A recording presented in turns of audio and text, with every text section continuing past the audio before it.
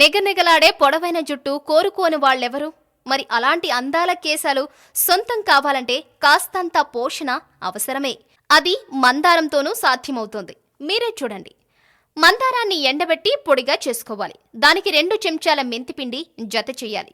కొబ్బరి, ఆలివ్ నూనెల్ని సమపాళ్లల్లో తీసుకుని అందులో పై మిశ్రమాన్ని కలిపి మరగనిచ్చి చల్లార్చి సీసాలో భద్రపరుచుకోవాలి. ప్రతిసారి తలస్నానం చేయడానికి గంట ముందు దీన్ని గోరువెచ్చగా చేసుకుని తలకు పట్టించి మర్దన చేసుకుంటే కుదుళ్లు ఆరోగ్యంగా ఉంటాయి.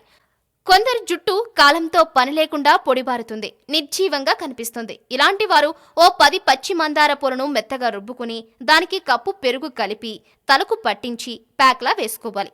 ఓ అరగంటాగి ఆవిరి పట్టించాలి. కాసేపయ్యాక మృదువైన రకం షాంపూతో తలస్నానం చేయాలి. మందార పూలే కాదు, ఆకుల్లోనూ సౌందర్య కారకాలున్నాయి. సీకాయ, కుంకుడుకాయ వంటి వాటితో తలస్నానం చేస్తుంటే జుట్టు కాస్త పీచులా తయారవుతుంది. అలా కాకూడదనుకుంటే ఆ మిశ్రమంలో 4-5 మందారాకులు నలిపి తలస్నానం చేస్తే సరి.